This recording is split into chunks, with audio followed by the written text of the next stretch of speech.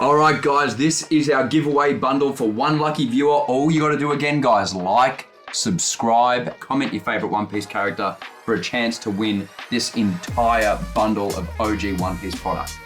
Series 2 for me is exciting because, I mean, I'm the Pokeron. So I know a fair bit about cards. I love Series 1, don't get me wrong. I love the fact that it's Luffy's rookie, but at the end of the day, all you One Piece fans out there know that Ace is the man. And if you didn't notice, none of the cards before you were Ace cards. And the reason being for that particular fact was obviously Bandai knew that Ace was a very beloved character. So they kept that Ace up their sleeve for Series 2, which unfortunately they knew based on the lack of success of Series 1 that Series 2 wasn't going to be a success. It only makes sense, right? They cut back even further. One Piece Series 1, less than a month print run, maybe, as far as we know. Series 2 was cut back even further than that. Way further. We've got a rare example right here of a case of Series 2. Now, the important thing to remember about this, guys, 348 of these cases were made. That was the entire production line of One Piece Series 2. That is so minuscule. I can't even tell you how small that is. 348 cases is how many boxes? 2,088. 2,088 boxes. And this is a box right here. We've got a box right here. Yeah. And they were cutting back so much, they didn't even bother to put an artwork on the Series 2 box. You can see the little Bandai sticker in there. Right there. That's the official box. 24 Series 2 packs inside this box, guys. And to some people, maybe 350 cases sounds like a lot of cards. I mean, it is 450,000 cards. But let's put this in perspective. That's 450,000 cards. Correct me if my numbers aren't right here, Testro. 450,000 cards of this was created. Sounds like a lot of cards, right? Well, let's look at Pokemon, for example. In 2021 alone, Pokemon printed 9 billion cards in 2021. 9 billion compared to an entire production run of One Piece Series 2 of 450,000. Even the kids that bought this stuff back in the day, they would have been fully aware of the fact that it wasn't a super successful set.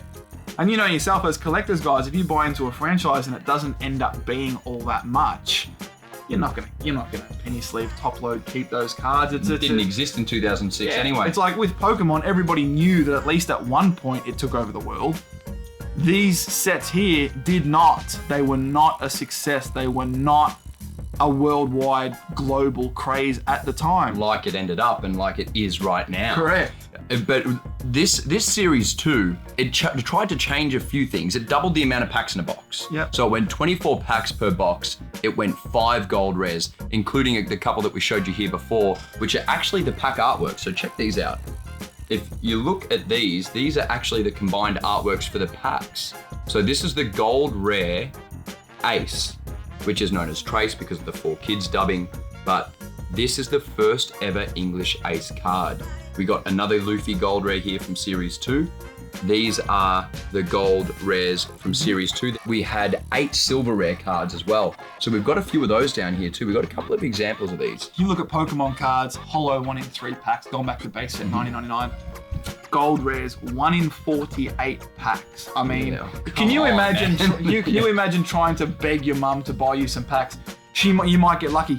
Can I have 47 more? Yeah. She might buy you 6 packs. If she buys you 6 packs, you're still incredibly unlikely to pull a gold rare.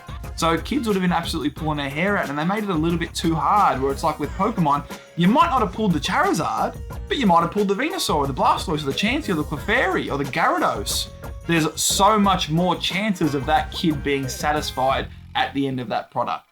Whereas with this, there was only 3 gold rares, which was the pinnacle, the holo of these ones, and 1 in 48 packs. And I don't think that's true. Don't get me wrong. I don't think it would have done much better if they made the pull rate higher. I still think the sets probably would have had the same fate, to be honest, given the circumstances.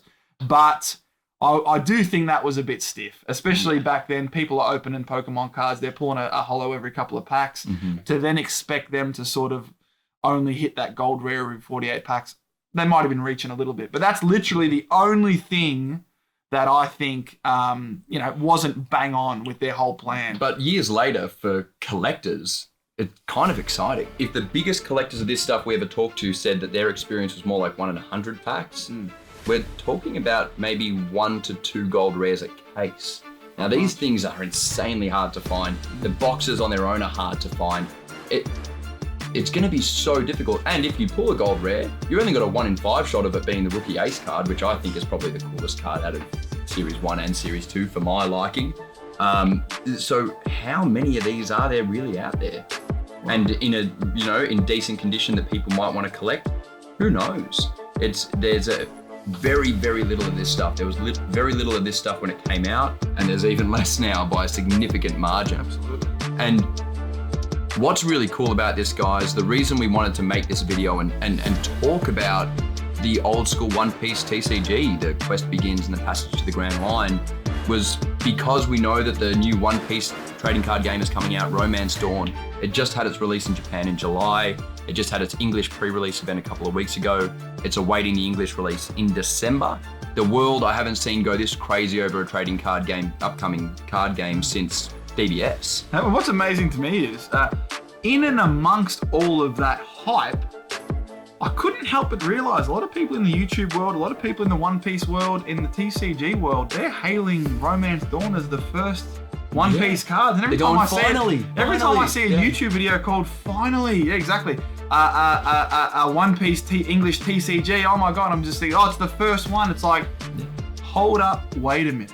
Let me put some pimping in it. Yeah. This isn't the first set. There was actually a set nearly 2 decades ago. From the same printing company. Yeah. And one of those 2 sets just happens to be, in my experience, and I'd love some feedback on this in the comment section. Have you ever heard of a global franchise releasing a TCG that made a grand total of less than 348 cases of product? Have you ever heard of that? I'm talking about a global franchise. Even back in 2005, 2006, may not have been the hottest franchise in the world at the time, but it was still a global, huge thing. And to only make 348 cases, I can't imagine how much money they would have lost on this particular venture, because think about the work that's gone into these artworks, the printing, the marketing, getting the work done inside the video games, everything that they did, the tournament cards, the packaging, all this stuff is very expensive, guys. And to think, they were only ever going to sell 348 cases, they would never have embarked on this journey if they knew or thought they would only sell 350 cases. It would make absolutely no financial sense. We were amazed when we heard that One Piece were doing another TCG, because we knew that it flopped so hard. But you look at where One Piece is at now. It's got a Netflix series coming out they've spent $100 million on it or something ridiculous. They've got a game coming out on PS5. Oda, the creator of One Piece, has just announced he's about to start the final arc, the final saga or season, if you will, of One Piece. It's probably going to end within the next 3 years. We're talking about the biggest anime of all time, the biggest manga of all time, finishing. It's spanned generations, and it's bringing out this TCG that's doing everything right. Its pre-releases are selling for over $1,000. It's got secret rares the shanks. It's fetching thousands and thousands of dollars. People are in love with it. It hasn't even come out in English yet. God knows what it's going to do then. And I think it's a really cool thing to show collectors out there, One Piece fans out there, that there actually is some vintage One Piece collectibles out there. Absolutely. Which was a joy for us to find as fans. And we think it's going to be we hope that you guys really enjoy seeing and realizing that this actually exists out there. Or if you already knew, maybe hopefully you saw some things you didn't know were a part of it. But it's an incredibly exciting time for the One Piece franchise. Absolutely. And I think this stock is going up as a collectible massively. We actually knew a guy, and his name's Steve, from Card Zone, formerly in North Melbourne. Also goes by the name of the Card Showcase here in Australia. And he basically told us that in 2006, when this didn't work, the distribution company that was responsible for getting this product out there had only moved about half of the production line, which was, 350 cases divided by 2, 175? Yeah. Whatever. So our mate Steve bought out half the production line from the distributors back in the mid-2000s, just after it came out. Along with that, he had a heap of Series 1 cards, which did sell more than Series 2 and was printed in much higher quantities than Series 2. But he bought out the distribution company, and he had a heap of Series 1 and half the production line of Series 2. Even if you head over to Steve's eBay store, and I know, if you're watching this video from the US or Europe or England, you're gonna pay a hefty postage bill to sort of get those back to your hometown. But guys, look at what's going on in this franchise. Look how rare these products are. I suggest you get as much as you can, to be honest. And what do you reckon? Well, I think it's the most popular. I would say it's the most popular franchise on Earth right now. I mean, it just took over Times Square. Have you ever seen anything like that? In every medium you can have, in anime, in film, it's got a massive film just coming out in English now. In manga, in trading cards, it's dominating every part. Video games, it's got a game coming out on PS5. It's dominating worldwide. As the show gets further into the story, into the journey of the Straw Hat Crew, it's just getting awesome. I'm a massive fan of the show, and I think that it's just going to go down as one of the greatest of all time, and probably one of the most popular of all time, in a time where franchises like Pokemon are talking about finishing. Their animes are dying off. Naruto's been gone for years. One Piece has stayed as the greatest, and I think it is only getting better. The trading card game Series 2 is already, people are buzzing about it. Series 1 is sold out worldwide. It's Series 1 in English, you can't even get pre-orders anymore. Places are out of stock. The winner card from the pre-release events, which were very exclusive, by the way, are selling for something like 1,500 Australian dollars, or about $1,000 US. Yeah, 800 US. I've seen a few out. US, but then they've got this other one. They've got the numbered Luffy. They've got this numbered Luffy card that's numbered to 500, I think. And I know the ones in Japan, I don't know what they've sold for. I think there's only a couple listings on eBay at maybe a bit of an optimistic $7,500 US.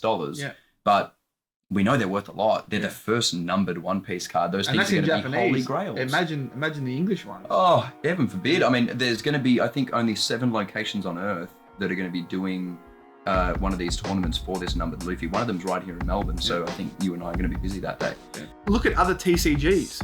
Pokemon, for example, when Evolutions came out in 2016, as soon as that product came out, the availability of the base set cards, the 1999, the early WotC stuff, dried up immediately. And obviously, when things dry up, that's when collectors want it more and more, and are happy to do whatever it takes to get their hands on it. Even look at when DBS came out in 2018. When that came out, basically the old Saiyan Saga stuff, the score stuff, again, vanished overnight. And the desirability, went up on that almost immediately. So at the end of the day, being One Piece, almost the more hype and love that the new One Piece Romance Dawn gets, that's directly connected to this older stuff as well, guys. So keep that in mind, that as the new set reaches more heights, it's all over Times Square, it's doing all sorts of stuff, everybody's talking about it. The more that happens, the more people are going to wonder, oh gee, I wonder if there was an old set back in the day, or I really would like a Luffy rookie card, or an Ace rookie card, or whatever it may be, or some old packs. Can we open a few packs? We'll unveil them at the same time. How about that? Just pull it out face down. Make sure the viewer. This guy's he's unreal. Yeah, he's a rare. What do you reckon, guys? Yeah, that's just Luffy, man. Leave in the comment section who do you reckon won there. I might give an extra prize to everyone who agrees with this.